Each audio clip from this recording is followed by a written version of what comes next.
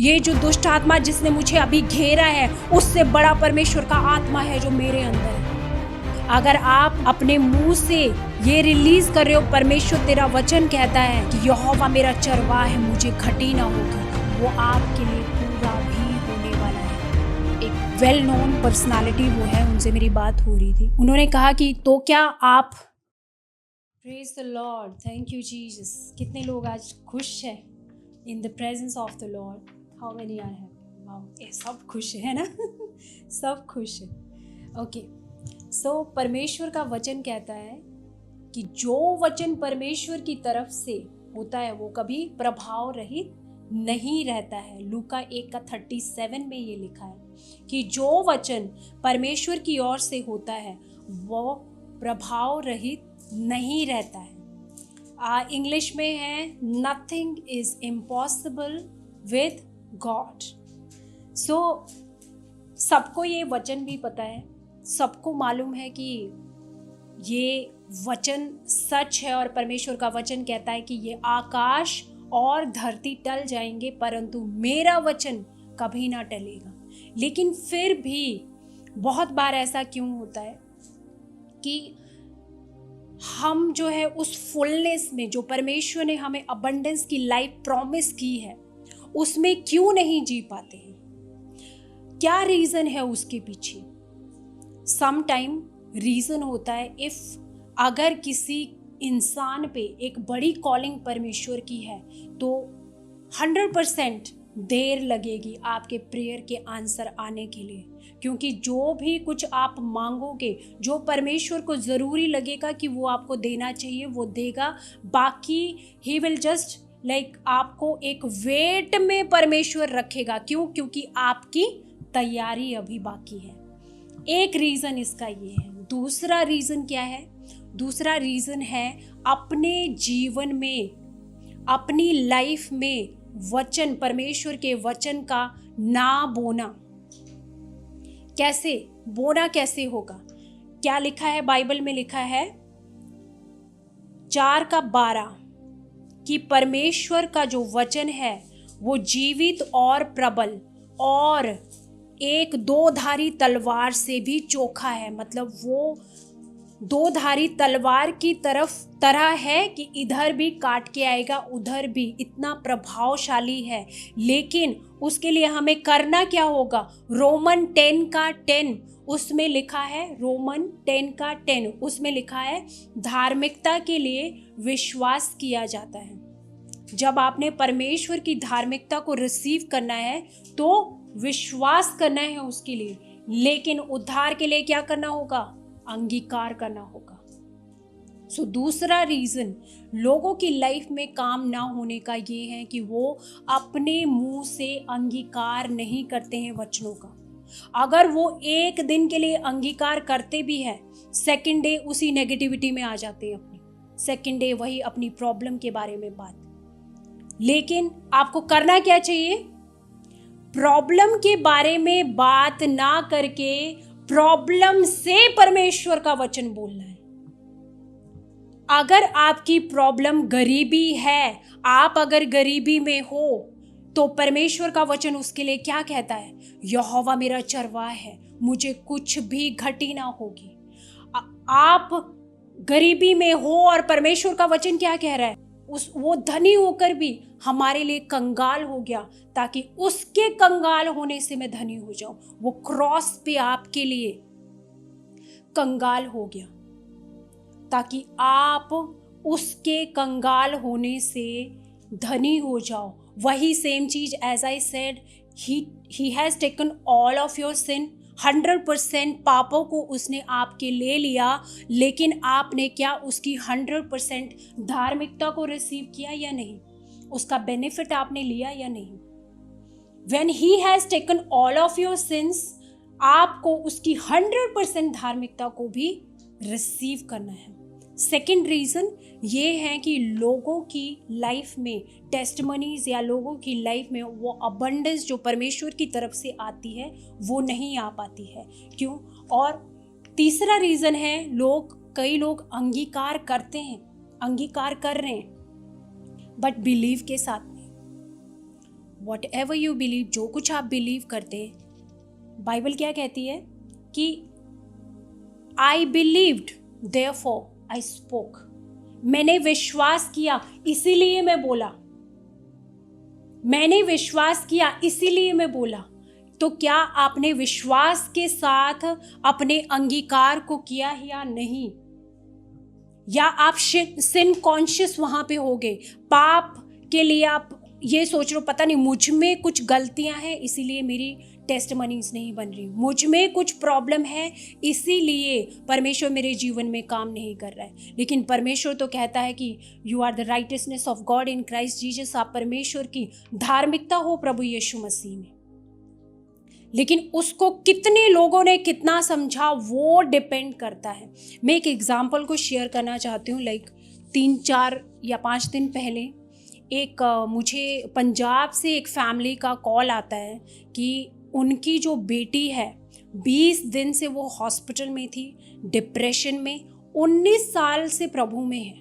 Can you believe? 19 साल से प्रभु में है, लेकिन फिर भी उनकी बेटी क्या हुआ, डिप्रेशन में चली गई और अपना मुंह तक नहीं खोल रही है, ना खाना खा रही है, ना कुछ भी नहीं कर रही। और जब मैंने उसके लिए प्रेयर वीडियो कॉल पे स्टार्ट करा तो पहले मैंने बहुत कॉन्फिडेंटली मैं प्रेयर करने लगी कि हर डीमन, हर स्पिरिट डिप्रेशन की निकले। लेकिन वो अपने दांतों को बिल्कुल भी खोल नहीं रही थी, अपनी आंखों को बिल्कुल भी नहीं खोल रही थी। और मैं भी वैसा ही कुछ सोच रही थी कि चलो कुछ नहीं होने वाला, तो संडे को इन्हें बुलाते हैं कि आप आ जाओ, कोई बात नहीं, मैं आपके लिए वहाँ पे चर्च में प्रेयर करूँगी। तो लेकिन क्या हुआ, खुदा की आत्मा ने एकदम मुझे याद दिलाया कि वही जो तुम लोगों को पढ़ाते हो फिर वो अपने ऊपर इम्प्लीमेंट क्यों नहीं हो रहा है, क्यों इसे ये नहीं बोल रहे कि अपने मुंह से वचन को बोल। मैंने जैसे ही उसे बोला, अपने डॉटर अपने मुंह से वचन को बोल कि मैं परमेश्वर की धार्मिकता हूं प्रभु यीशु मसीह में, मेरे अंदर जो है वो उससे बड़ा है जो इस संसार में, ये जो दुष्ट आत्मा जिसने मुझे अभी घेरा है उससे बड़ा परमेश्वर का आत्मा है जो मेरे अंदर है। पहले वो नहीं बोली, 1-2 बार नहीं बोली, फिर और मैंने उसे बोला कि अपने मुंह से बोल, अपने मुंह से बोल। जैसे ही उसने अपने मुंह से ये बोलना शुरू किया कि मुझ में परमेश्वर का जीवन है, आई have the life of God in me, I am the rightness of God, I am the rightness of God in Christ Jesus, वैसे ही उसकी जुबान खुलने लगी, वो ठीक होने लगी और उसी समय विदिन 2 मिनट्स उसकी पूरी डिलीवरेंस हुई। तो यहाँ पे किस चीज़ ने काम किया? जब उसने अपने मुंह से बोला कि मुझे अधिकार दिया गया है, शत्रु की सारी सामर्थ्य पर अधिकार दिया गया है।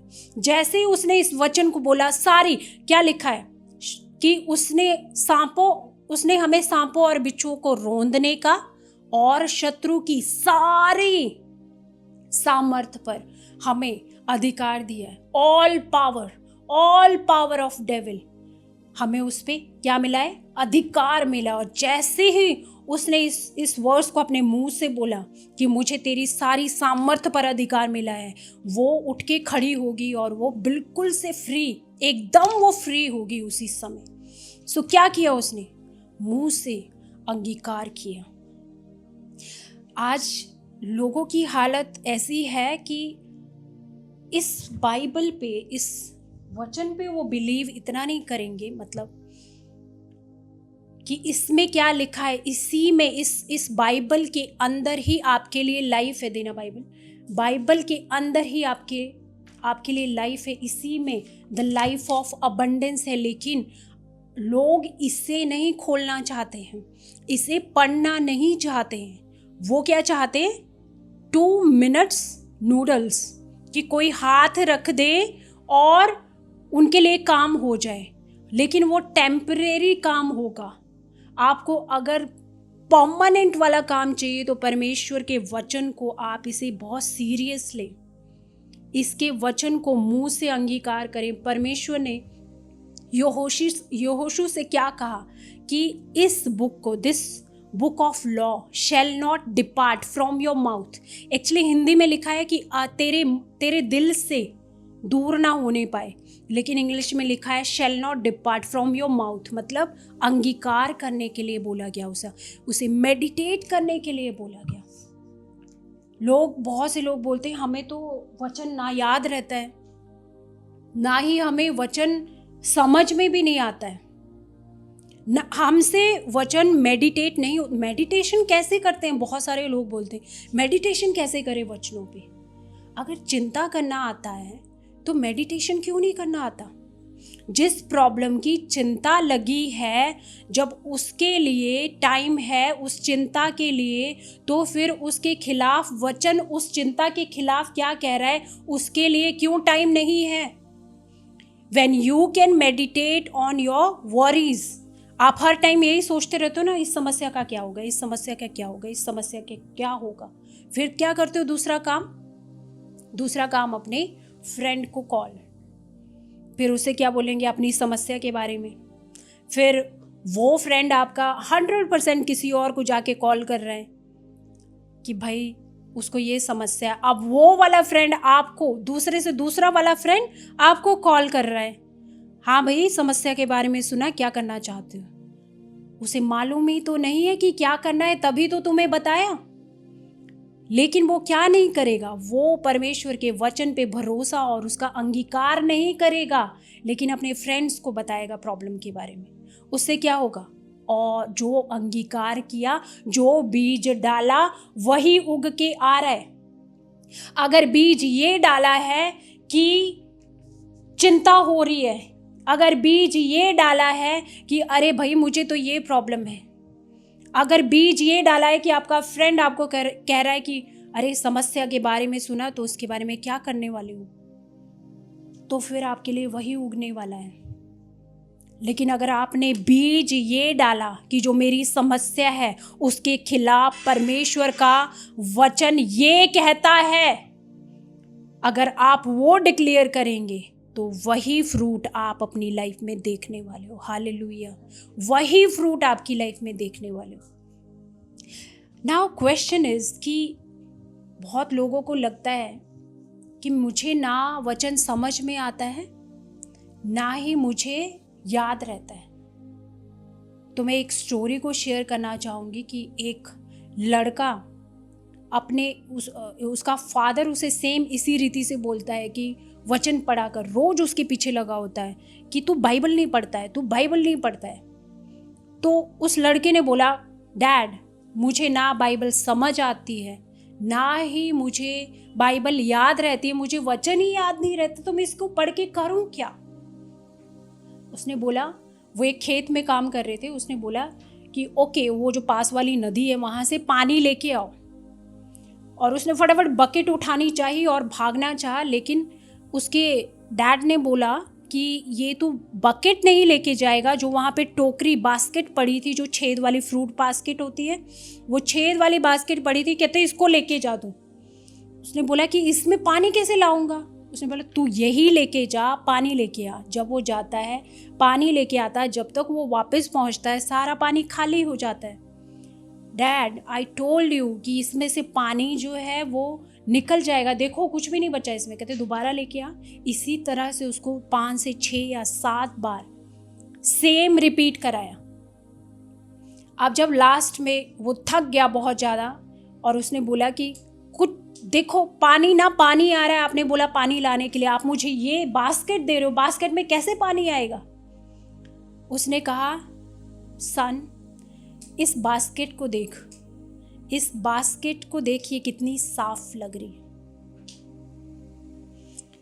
तो उसने कहा कि सेम वे परमेश्वर का वचन है, तुझे समझ नहीं आ रहा है, तुझे याद नहीं रह रहा है, लेकिन वो तुझे साफ कर रहा है, वो तुझे साफ कर रहा है, वो तुझे साफ कर रहा है। और जब वो तुझे पूरी तरह से खाली कर देगा, तब परमेश्वर का वचन तुझ में भरना शुरू हो जाएगा। हालेलुया, तब तुझ में परमेश्वर का वचन भरना शुरू हो जाएगा, जब अपना अंदर का खाली हो जाएगा। पर यूहन्ना 1:1 कहता है कि आदि में वचन था, वचन परमेश्वर के साथ था और वचन ही परमेश्वर था। यानी ये प्रभु का बाइबल में जो लिखा हुआ वचन, ये परमेश्वर खुद है, ये परमेश्वर है। आगे 14 में, इसी के यूहन्ना के 14 में, 1 चैप्टर उसका 14, उसमें क्या लिखा है? उसमें लिखा है वचन देहधारी हुआ, यानी यीशु मसीह, यानी Jesus came in the body. वही परमेश्वर था, वही परमेश्वर के साथ आदि से, शुरुआत से था। तो आज हम उसका बेनिफिट क्यों नहीं उठा सकते? Speak the word of God. अगर आप अपनी लाइफ में वचनों का अंगीकार नहीं करते हो, तो आपने एक गार्डन देखा है जहाँ पे कोई कुछ नहीं उगा रहा होता, जहाँ पे कोई सब्जी नहीं उगा रही होती, प्लांट नहीं उगाए जाते हैं, लेकिन वहाँ पे क्या होता है? घास, कांटे, ये सब चीज़ें, झाड़ियाँ, ये सब चीज़ें उग आती हैं। अगर उसमें किसी ने कोई फसल लगाई होती तो क्या होता? वही फसल वो काटता। लेकिन अब नहीं कुछ बोया तो क्या है? झाड़ियाँ है, घास है और कुछ नहीं है। दैट मीन्स कि अगर आपने अपनी लाइफ में वचन नहीं बोया है तो कुछ तो उगना ही है। और फिर क्या उगेगा? अपनी मर्जी का कुछ उग जाएगा। Sow the word of God in your life. Make it habit every day. ये अपनी एक क्या बनाओ? आप आदत बनाओ परमेश्वर के वचन का अंगीकार करने के लिए। कब तक? जैसे अभी मेरा पहला सवाल था कि कुछ लोग जो है वचनों का अंगीकार तो करते हैं, बिलीव के साथ नहीं करते। फिर कुछ लोग ऐसे भी हैं जो कि वचनों का अंगीकार करते हैं लेकिन थक जाते हैं और छोड़ देते हैं। कब तक करो वो? जब तक वो हो ना जाए। जितना आपकी लाइफ में उसका फ्रूट लेट आना दिख रहा है ना, उतनी ही बड़ी है आपकी कॉलिंग, उतना ही बड़ा आपके लिए कुछ परमेश्वर ने प्लान किया है। So read it, believe it and speak it.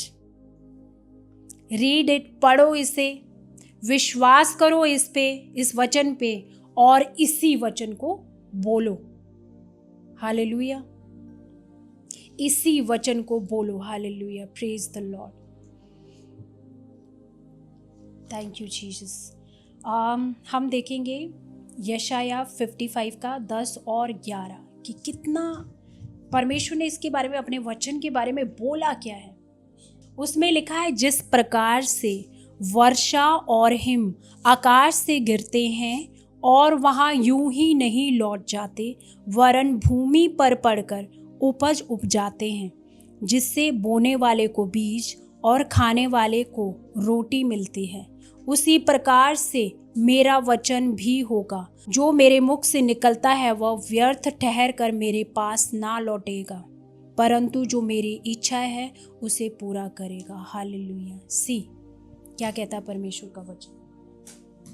इसीलिए जब आप उसे रिलीज कर रहे हो, अगर आप अपने मुंह से ये रिलीज कर रहे हो, परमेश्वर तेरा वचन कहता है कि यहोवा मेरा चरवाहा है, मुझे घटी ना होगी, वो आपके लिए पूरा भी होने वाला है।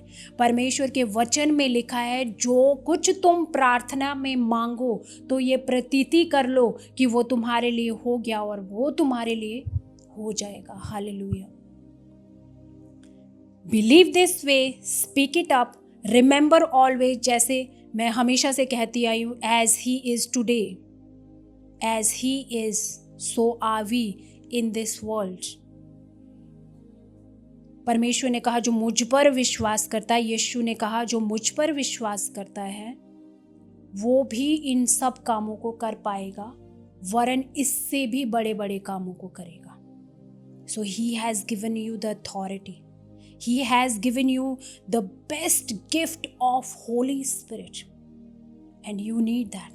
आपको होली स्पिरिट की ज़रूरत है। You need him. ये कोई चीज़ नहीं है, he is a person of Holy Spirit.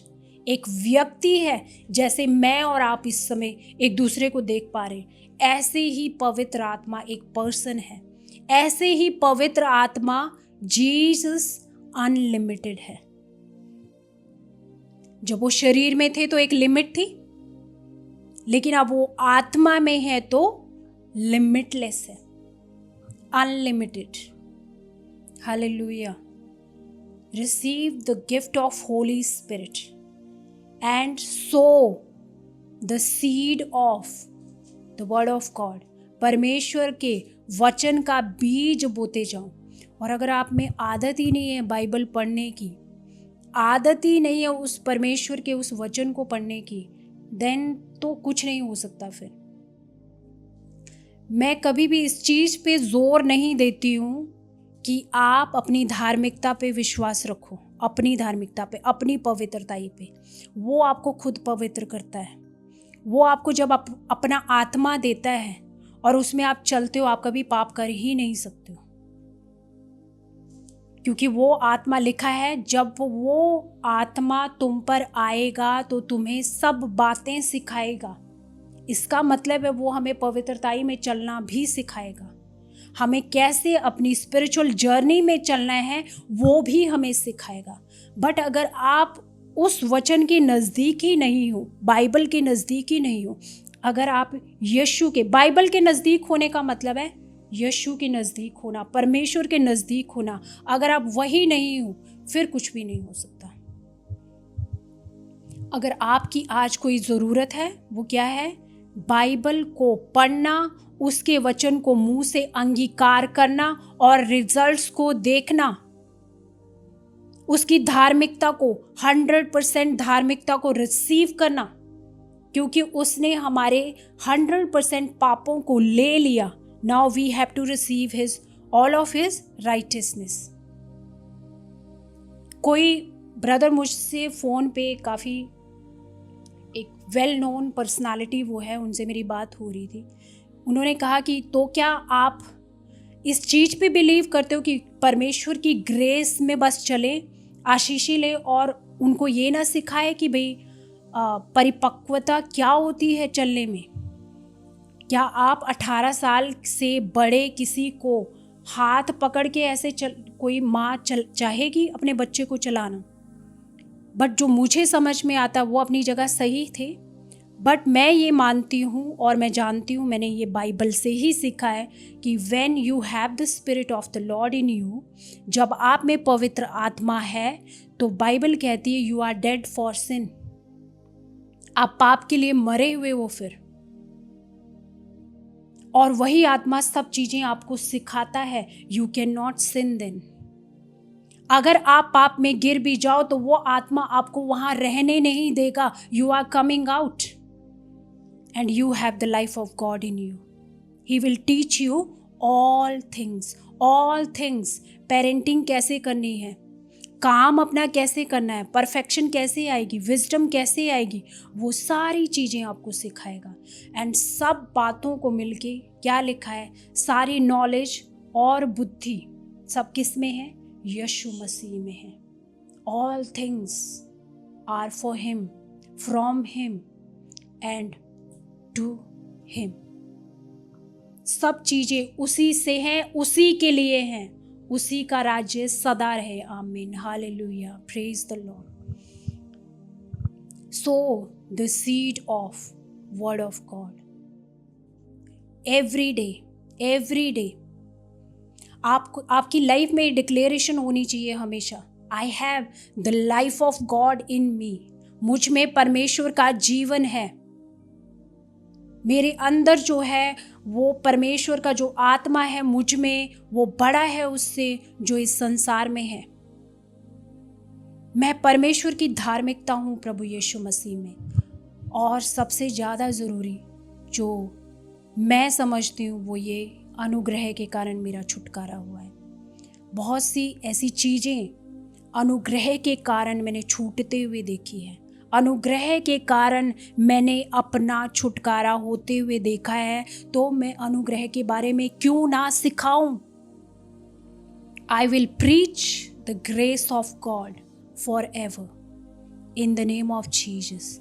Amen. Hallelujah. Praise the Lord. Clapping करें परमेश्वर की हजूरी के लिए। कलीसिया में देना और बोना सिर्फ पैसे के बारे में नहीं है, यह विश्वास, धन्यवाद और आज्ञाकारिता का कार्य है। जब हम देते हैं तो हम अपनी संपत्ति से परमेश्वर का सम्मान करते हैं और अपने समुदाय को मजबूत बनाते हैं।